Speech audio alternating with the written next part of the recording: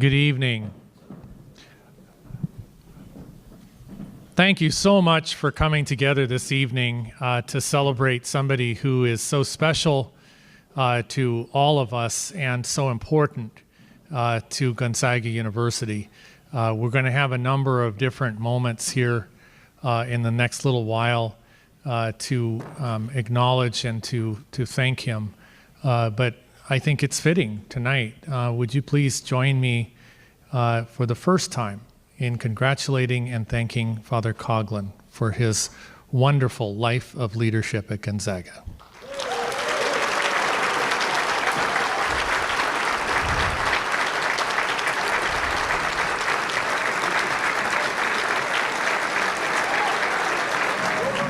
An evening like tonight doesn't just happen, doesn't just come together out of thin air. We are so blessed to have this evening an event co-sponsored and co-hosted by some very special people. The people who are co-hosting the event tonight together with Gonzaga are all members of the Gonzaga Board of Trustees in emeritus status and all individuals who served in their roles as trustees during the period of Father Coughlin's presidency and most recently his work as chancellor. So I'd like to take an opportunity to acknowledge them specifically. Lou and Margaret Deloso are here tonight.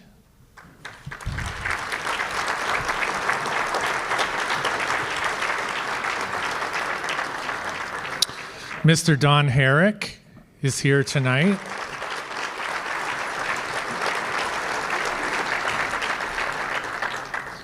Also joining us tonight, Jim and Joanne Junt.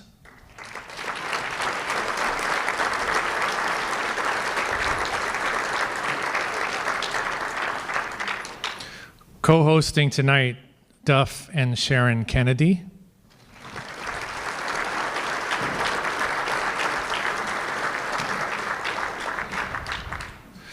Also co-hosting but unable to be with us, I want to acknowledge Dave and Sandy Saby.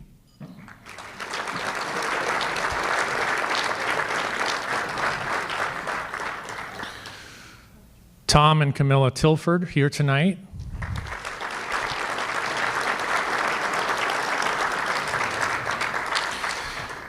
And also I want to thank Pat and Carol West. Thank you so much.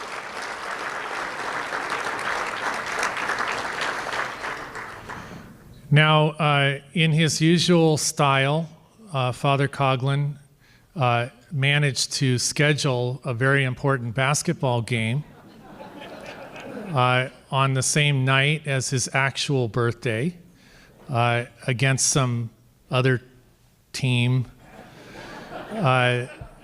Really not of significance, actually. And so, we are cognizant of that reality that many of you plan to attend the game a little bit later this evening. And in view of that, we're going to have a program that will interlace together with our dining tonight. And we would just ask more than anything else that you be and feel very comfortable together. We are here in companionship with one another. Here to rejoice in a special occasion. So please, if we move into the program and you're still eating, please feel free to do so and feel very comfortable with that. But to provide a blessing over our evening and this event tonight, I'd like to ask if you would join me in welcoming our Vice President for Mission and Ministry returned to Gonzaga after a hiatus, Father Pat Lee.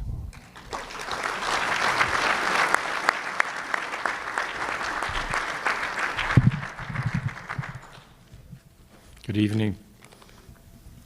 In the constitutions of the Society of Jesus, in our last part talks about what a general is to look like. They think they describe St. Ignatius and it's who every Jesuit is to move into. I'm going to give you those qualities and make a comment. The lowest quality required was that you would be vigilant and solicitous in understanding enterprises and vigorous in carrying them out. That you have great intelligence and judgment. That you're courageous. You're magnanimous and fortitude of soul. That you have kindness and gentleness, free of inordinate affections, example of virtue, but most importantly, closely united to God our Lord. I feel that's the description of Barney. That's who we all have come to know and love and care for. He is a Jesuit to the nth degree, but most importantly, he is close to God.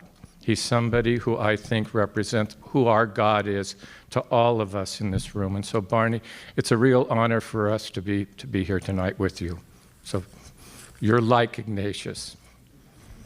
So let us pray. We give you thanks from grateful hearts for the life of Barney Coughlin and for his gift to Gonzaga University. We thank you for this meal, for our fellowship, and most importantly, Lord, for your love. Help us to remember that you are with us around these tables, and may our hearts and our words be a blessing to you and a return to you. And so together we say, bless us, O Lord, and these thy gifts, which we're about to receive from thy bounty through Christ our Lord. Amen. Good evening again, everyone. Good evening.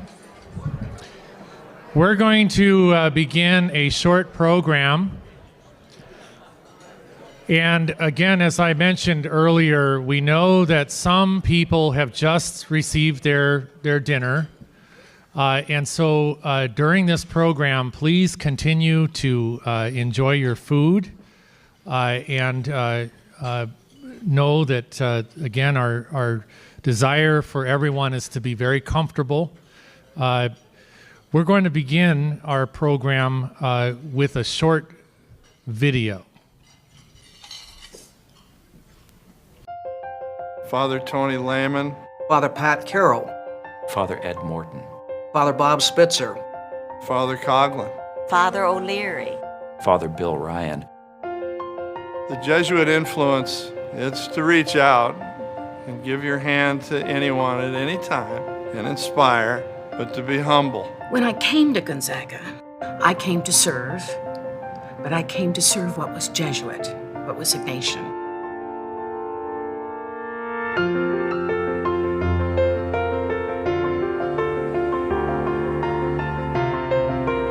They didn't just teach me classes, they cared about me. They expressed an interest in my ideas and invited me into thinking more deeply and more profoundly and more broadly about things where I thought I had things all figured out. the strong faith that is woven through this entire community is so important and really transformational for these kids that are experiencing the greatest growth of their life. The Jesuits stress the entire being. You're not only growing from knowledge with your degree from Gonzaga, you're graduating with the whole person. Gonzaga does a really good job of building your faith and building who you are, your mind, your body, and your soul.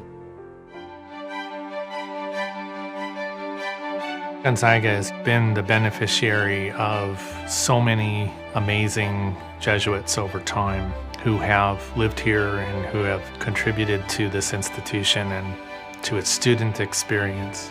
This place is what it is because of the Jesuits. They help shape who and what we are and will continue to shape who and what the world becomes. I have felt blessed to be at Gonzaga University. I have met so many wonderful people and so many people who appreciate what goes on here at Gonzaga University. God bless them. God bless you.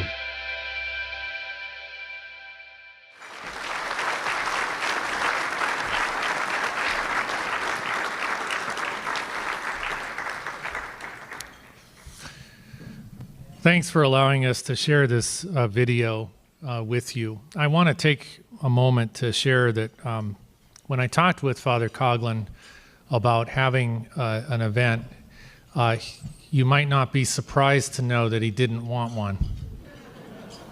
And he encouraged me to not pursue this. But it's also one of the reasons that we wanted to start with the video. True to his humble form, Father Coughlin reminds us always, and that includes this evening, that he is one among many who have played a role in forming and shaping this institution. The video begins by individuals recalling the names of Jesuits that have shaped GU and countless lives. And this is an opportunity to give thanks for Father Coughlin, but also to give thanks for so many members of the Society of Jesus who have given their lives in service to places like this one, to people like so many of us who have been the beneficiaries of their educational experience and their love of people. Father Coughlin says, God bless them. God bless you. And as those of us who have had the privilege of working for Father Coughlin and with Father Coughlin, it's very clear that there is a consistency of message that is carried through what is now over 42 years of service to Gonzaga University. And that is an appreciation for the fact that the Jesuits work in relationship with God, and that as they have and continue to invite lay colleagues into partnership with them, whether it be the direct work of the university that administrators or faculty or staff do, or whether it's the work that our governing board members do, or whether it's the relationships that our friends and benefactors have to the institution, that relationship is vital to the ongoing experience of our students. This relationship that we have, lay people, Jesuits, members of a community bonded together with a recognition of the importance of our relationship with God, is distinctive. It is a fingerprint for Gonzaga and the experience that we hope our students indeed have during their time here. We have Father Coughlin to thank for the tremendous imprint that his model of leadership, his approach to the work, has had on this institution. Now I want to take an opportunity to share with you just one quick personal story. When I came to Gonzaga University as a student in the fall of 1986, I gathered together with some 600 other first-year students in Martin Center for welcome night. And Father Coughlin was there to greet the entering class. And as part of his remarks, he shared about Gonzaga, he shared about the Jesuits, he shared about the kind of community that he hoped that we as students would find ourselves experiencing. And then at the very end, he said, now, there is one student in this class from Texas. Could that student please stand up? That was me. My military home of record was Dallas, Texas. And I stood up in front of all these other kids that I had no idea about, wondering what this guy was about to say. And he said, "You, come see me. We'll have lunch." My very first weekend at Gonzaga as a student was the beginning of a relationship that I personally have had with Father Coughlin. And it is just one of thousands of stories. All of us in this room can share stories of our relationship. So, God is with us. And we know that because God lives through people who stand with us as well and help us to know the way. It is that we celebrate in no small part tonight. The guidance and the leadership that Father Coughlin provided to this institution beginning in the early 1970s as president has continued well past his time as president, well into his chancellorship. And I personally have been very grateful for the relationship that in this role he and I have had as he continues ever and always to think about the ways that Gonzaga can be and become its best self. There are other people who have been a part of this story, and I want to take a moment to thank two of them. One of them cannot be here. She was supposed to be here, and even though she's not here, she's a person that many of you know. She's an individual who has been a great support and a great relationship builder together with Father Coughlin. It's a colleague in our University Advancement Division. Her name is Annette Davis. And I would like to take an opportunity to recognize and to thank her in absentia because of the significant work that she, together with Father Coughlin, have done in building relationships with so many people throughout the ZAG community. I also want to take an opportunity to thank and to recognize somebody who is here tonight. And that is Father Coughlin's executive assistant, Barbara Colbett. Would you join me in thanking her?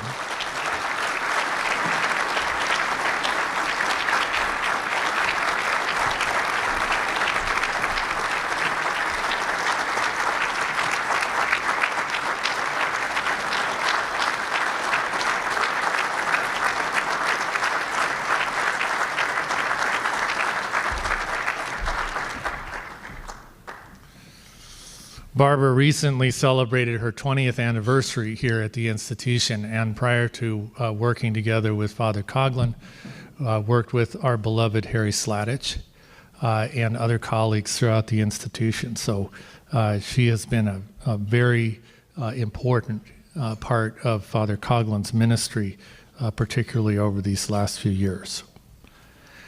I also want to take an opportunity to recognize that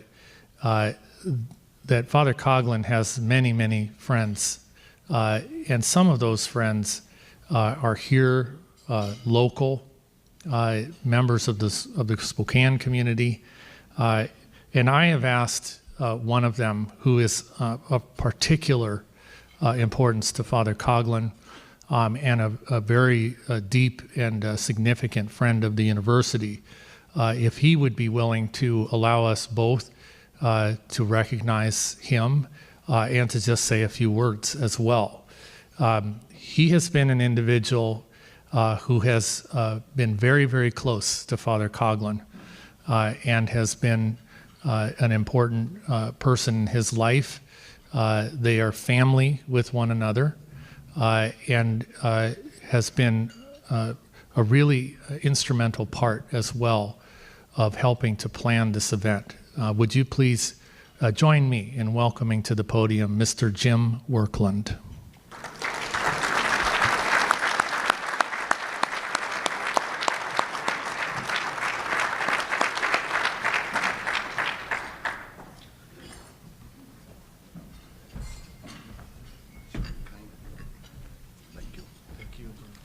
Thank you, Thane. I have been very close to Barney because it's very easy to be close to Barney. And I've learned an awful lot from Barney. But the most important thing, I have some great news for you folks tonight. You ready? It's Gonzaga by 15. Barney will take book. Okay. I've been driving Barney. I'm his driver. There's a foursome. And we meet every Thursday and Saturday for dinner. I drive. Barney selects the restaurants. And it's either, where is he? Bud? It's Anthony's on the river in Spokane or Anthony's on the lake in Coeur d'Alene.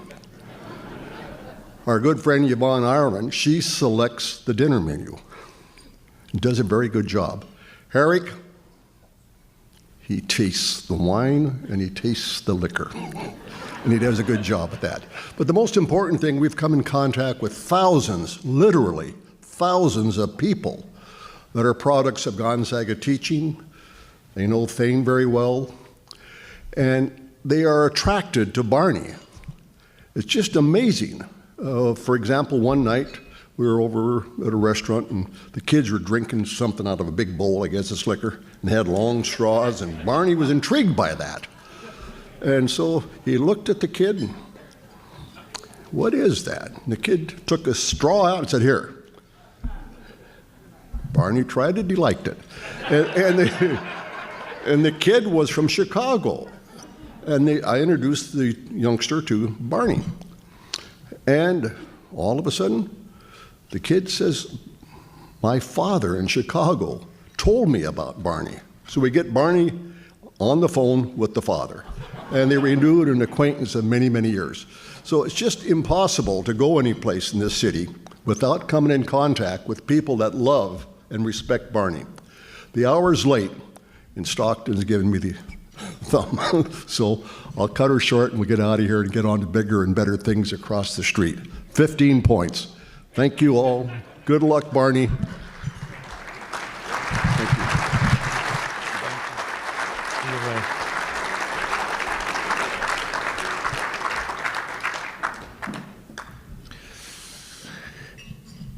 When we announced this event, there were a number of members of Father Coughlin's family who responded and made the determination that this event was worthy of travel, in some cases from a fair distance.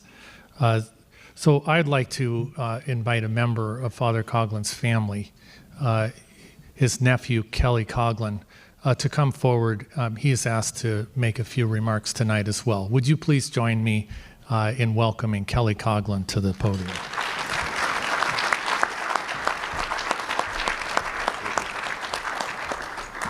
Thank you, Thane.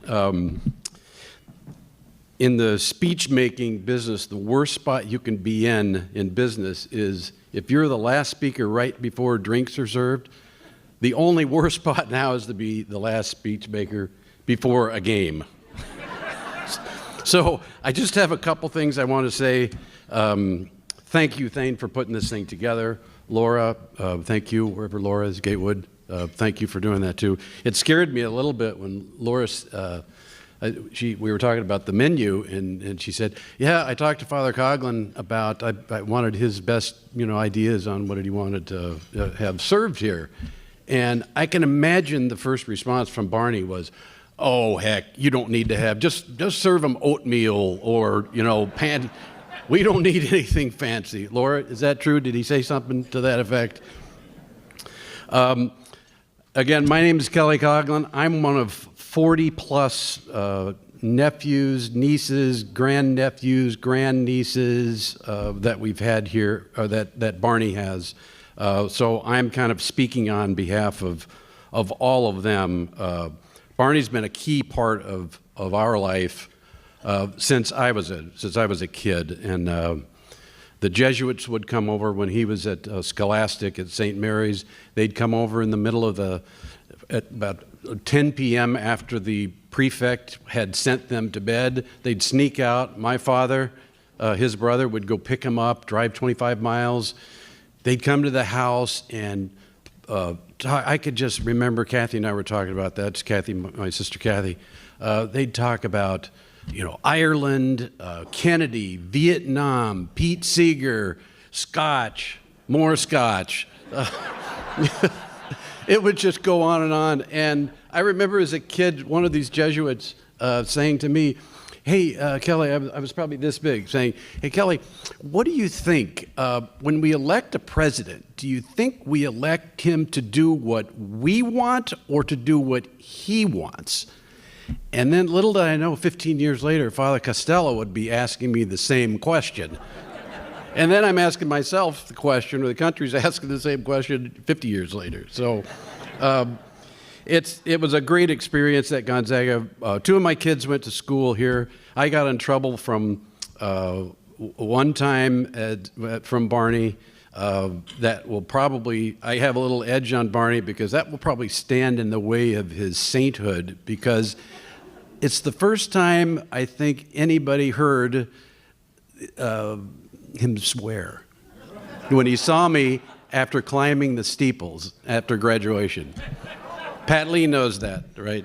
He knows the story. So I'll get in trouble one time from that president, and Thane's going to get mad at me because I'm going to go 2 minutes over, 1 minute over the limit, so I'll be in trouble with two presidents. So forgive me for that.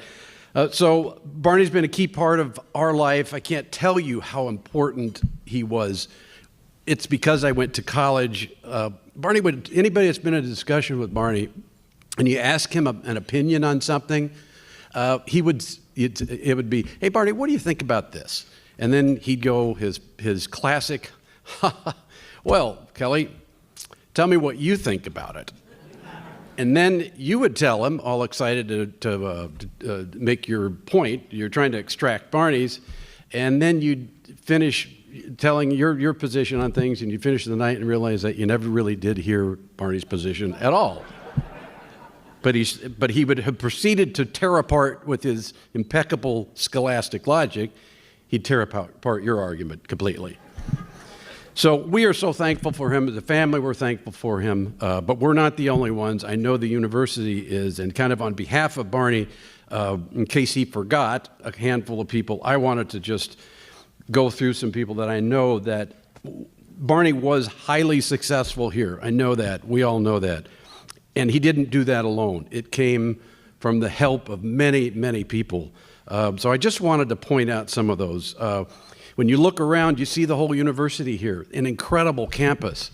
It was a little bit of a dump when I was here in 75 to 79, but it's a lot better now. But a few that came to mind were Charlotte Martin, Don Herrick. Some are here, some have passed on.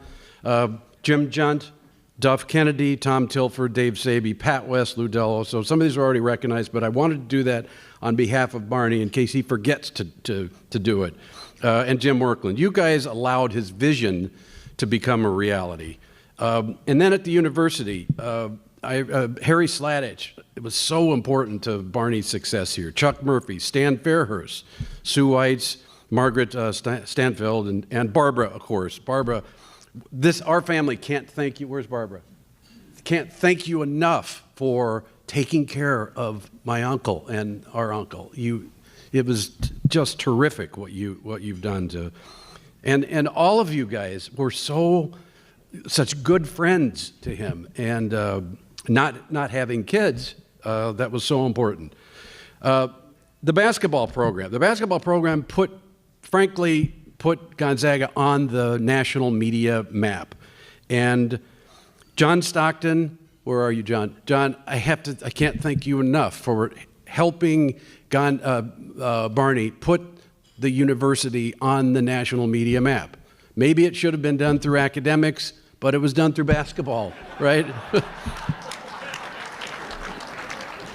So thank you for that, John. And then I don't think the coach is here. I forgot his name, Mark Few. He's doing something else, but so thank him if you see him. So that's all I wanted to say. Barney, you have meant so much to this university, and they are so thankful for that. But you've meant so much to our family, your extended family, my family. My two daughters went here, Brittany and Kara. You took care of them. You and Jim would take them to the restaurant. You took me to Gino's when I was here. They got a little higher quality restaurant. I hope the owner of Gino's isn't here. It's a good place, but the culture, vision, and mission of this university still needs you. It still needs your imprint, and so I think they're going to miss you. But thank you from all of your extended family. Thank you for what you've done for my family, and thank you for me, because you got me into the university when my grades were too lousy to get in. So thank you. We love you very much. All of us, to a person, love you very, very much. Thank you. Bye. I'm sorry.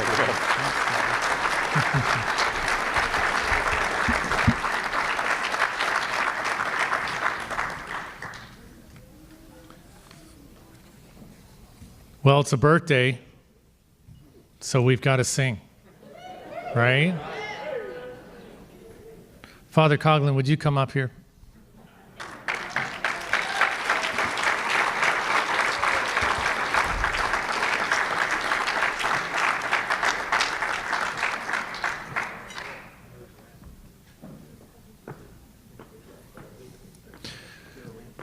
No.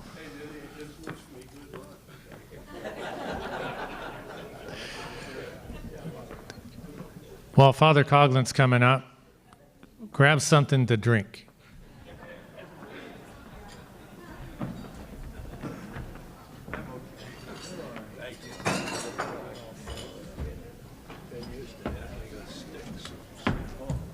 Okay.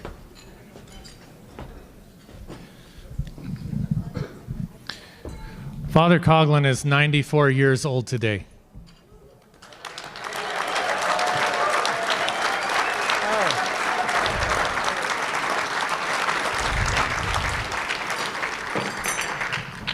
We want to take an opportunity to wish you a happy birthday, and it's our privilege to do so. Would you first join me in raising your glass?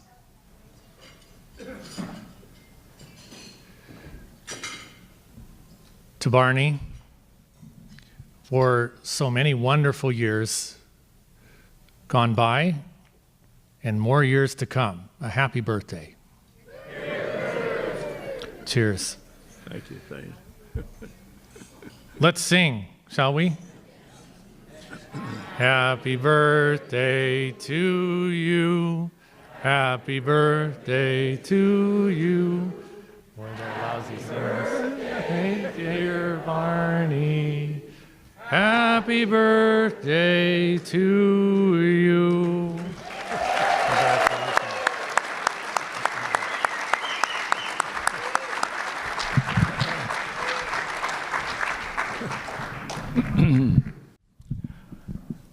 You know, as soon as you started singing and Thane introduced you, he said, they're lousy singers.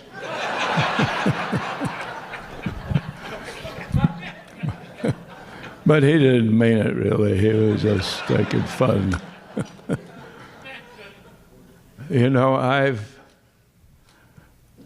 have nothing prepared to say, but I look out over, you know, what are friends? And I think of, you know, my happy years here. I remember when I early came here, I don't know, most of you people heard of or may be known of, help me, Malin, who's our friend from Wisconsin? Brooks Fields. Yeah, Brooks Fields. Brooks was Wanda Brooks and Martha Fields. Yeah, Brooks was a wonderful guy. And so this takes you back many years. And, you know, one day we were driving someplace after I had just briefly met him, and he says, hey, Barney. He says, when the hell did you get your name? and I said, why Brooks? Well, he said, well, you know, it's just a name for a damn dog.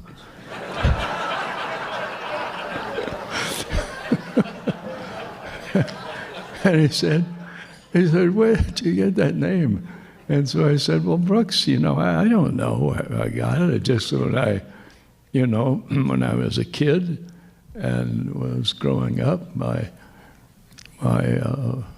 had an uncle or someone in the family who, just started calling me, instead of Bernard, calling me Barney. And he said, well, he says, I think that was a hell of a thing for that guy to do. Brooks and I went through his life. The wonderful guy has gone to God, but we had wonderful times. But when I think about that, and when I think about, the people that I've met here, and even before here when I was at St. Louis University, when I think of the years I've had, people say, good Lord, how are you? And I say, how are you feeling? And I says, oh, I'm feeling tired. I kind of get up and they'll say something like, well, what do you, and I say, well, what do you think? When you get to be 94 years old, how do you expect to feel? I said, I feel fine. So, and that leads me to just a few words I want to say. I feel fine. I look back over my years in life, and I realize how blessed I have been, how blessed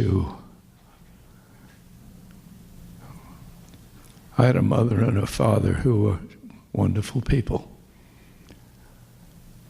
I had 3 brothers and a sister, Marilyn, who is here. Wonderful family.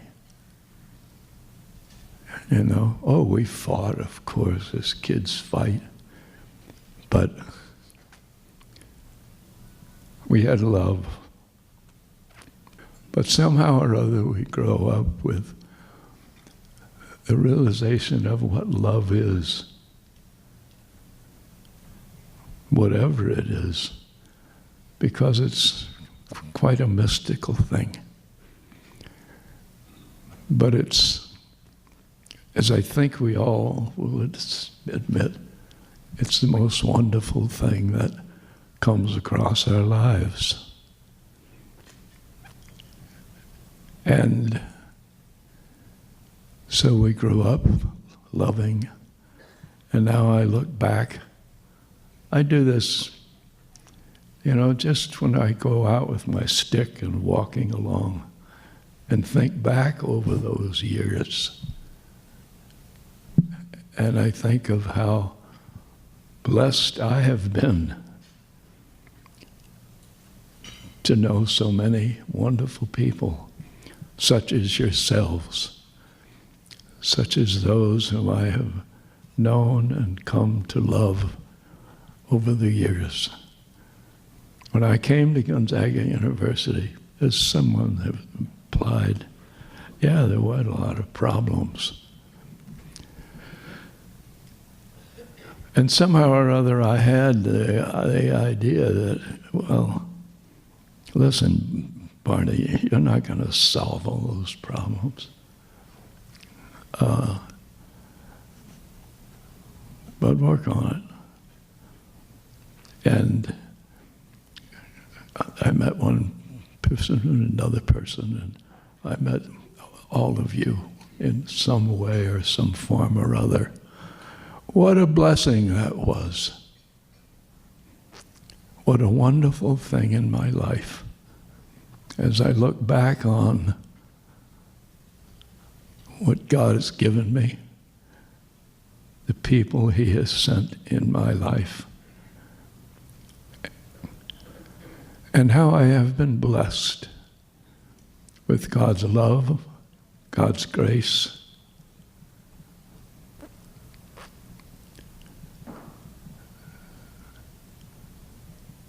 And so I say to all of you, thank you. Thank you for coming to express your appreciation, your love. There's nothing better. You have been wonderful to me, but together we have been wonderful to the world we live in. We have been wonderful to the city we come from. We have been wonderful because God has blessed us to be together in this occasion, to be together to spread His word and His love.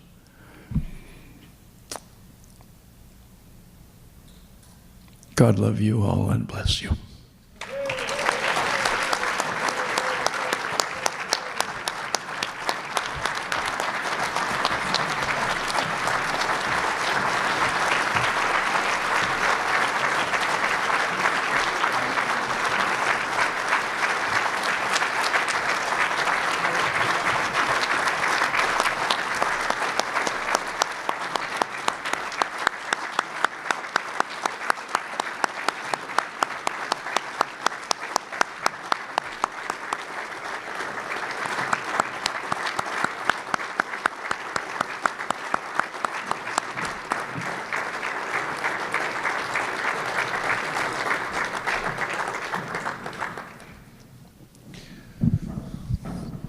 Thank you so much, Father Coughlin, for your words, for the gift of your presence here tonight.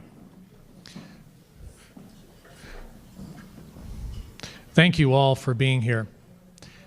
There are a number of people who I've spied as I looked out on the room and saw as people were coming in, who have made a real effort to be here, who have journeyed from some distance, and many people who decided to make this a priority over other things that they might have otherwise been doing tonight. On behalf of Gonzaga University and all of its faculty and students and staff, we want to thank all of you for being here, for making this a night that we will remember, that I know that Father Coughlin will remember, and that undoubtedly in all ways we will celebrate. Thank you so much for being here tonight. Thank you.